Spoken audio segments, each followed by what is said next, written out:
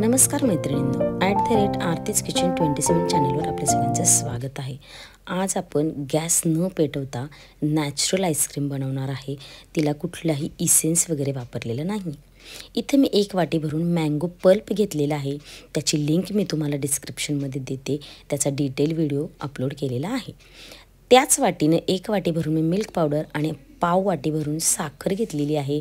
आपली ही नॉर्मल घरातली साखर आहे ना, तीच घेतलेली आहे. ती कमी घेतली तरीही चालेल, कारण आपलं मँगो पल्पमध्ये साखर असते. तर आता तीच वाटी भरून आपल्याला फ्रेश क्रीम घ्यायची. मी इथं अमूलची फ्रेश क्रीम घेतलेली आहे. इथं तुम्ही साई वापरली तरी काहीच हरकत नाही, पण साईपेक्षा अशी क्रीम वापरली त्याने टेक्स्चर आपल्या आईस्क्रीमचं खूप छान येऊन जातं. ठीक आहे. आता या आईस्क्रीमला बनवायलासुद्धा फक्त 5 मिनटं लागतात.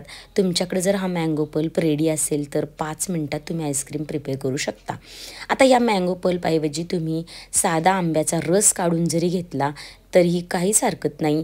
पण असा जर पल्प वापरून आईस्क्रीम केली तर तुमची आईस्क्रीम एकदम भन्नाट लागते. तेव्हा ही रेसिपी नक्की ट्राय करा.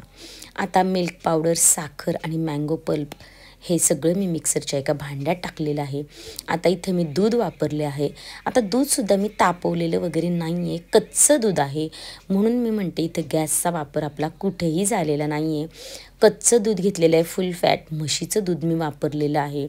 आता प्रमाण किती घ्यायचं, ज्या वाटीने पल्प घेतला आहे त्याच वाटीने गच्च भरून आपण 2 वाट्या भरून दूध घ्यायचं आहे. इथं तुम्ही अजून अर्धी वाटी दूध मिक्स केलं तरी काहीच प्रॉब्लेम येणार नाही आहे. मी 2 वाट्या गच्च भरून दूध घेतलेलं आहे. आता हे सगळं मिश्रण आपल्याला छानपैकी मिक्सरला बारीक करून घ्यायचं, म्हणजे आपली साखर विरघळेपर्यंत आपल्याला हे मिश्रण स्मूथ करून घ्यायचं आहे. त्याच्या साखरेचे बारीक कण राहता कामा नये. पहा, आपलं एकदम मस्त साखर विरघळलेली आहे. आता आपण त्याच्यामध्ये ही फ्रेश क्रीम टाकायची आहे. आता फ्रेश क्रीम मी नंतर का टाकते आहे, कारण जर आपण अगोदर टाकलं आणि खूप फिरवलं तर त्याचं लोणी व्हायला सुरुवात होईल. ह्या कारणासाठी आपण तिला नंतर टाकायची आणि फक्त पल्स मोडवर किंवा काही सेकंद फिरवून घ्यायची आहे. आता आपली आईस्क्रीम एकदम रेडी झालेली आहे. पहा तुम्ही, 5 मिनटामध्ये आपल्याला बॅटर बनवायला लागलेले आहेत. आता हे सगळं मिश्रण एका एअरटाईट डब्यामध्ये तुम्ही काढून घ्या. आणि आत्ता जरी तुम्ही ह्याच्यात आंबे टाकले, तुकडे टाकून जरी ठेवले आणि 7-8 तास जर तुम्ही फ्रीझरला लावली तरीही काहीच हरकत नाही. पण अगदी विकतच्यासारखं टेक्स्चर येण्यासाठी आता आपण ह्याला एअरटाईट डब्यामध्ये ठेवून 7-8 तास किंवा रात्रभर ठेवा शक्यतो. मी जास्त वेळ माझं राहिलं गेलं आहे, त्यामुळं पहा एकदम आईस्क्रीम अशी घट्ट झाली आहे.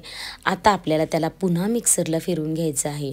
पण एक चूक इथे लोक करतात, ती आईस्क्रीम जरा रूम टेम्परेचर वगैरे येऊन देतात आणि मग फिरवतात. तर तसं बिलकुल करायचं नाही आहे.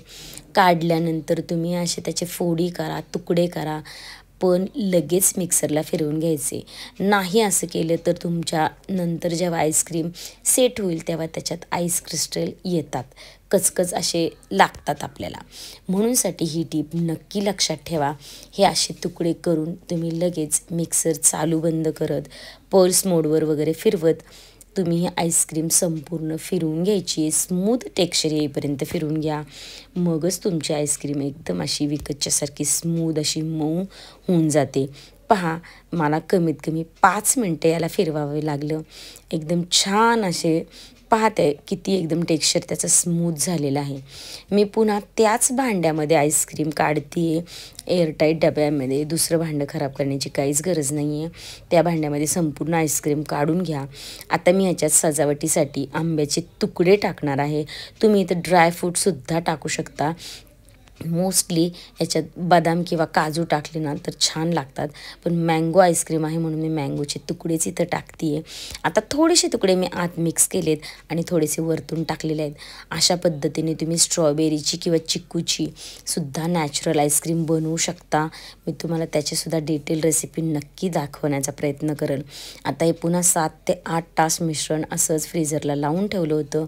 आता काढल्यानंतर पहा, आपली एकदम मस्त अशी स्मूथ टेक्स्चरची आईस्क्रीम रेडी झालेली आहे. काढल्यानंतर एक 5-10 मिनटं डबा बाहेर ठेवा, म्हणजे आपल्याला छानपैकी ती काढता येईल. पहा अशी सोप्या प्रकारची आईस्क्रीम, नॅचरल आहे, बिना इसेन्स, बिना गॅस पेटवता ही नक्की आईस्क्रीम तुम्ही ट्राय करून पहा. घरच्या घरी प्रत्येक उन्हाळ्यामध्ये माझ्या घरी ही आईस्क्रीम बनवली जाते. याच आईस्क्रीमपासून मी मँगो फालुदासुद्धा बनवणार आहे. त्याचीसुद्धा रेसिपी तुम्हाला नक्की मी शेअर करेल. रेसिपी कशी वाटली, आवडली तर लाईक, शेअर, सबस्क्राईब नक्की करा. धन्यवाद.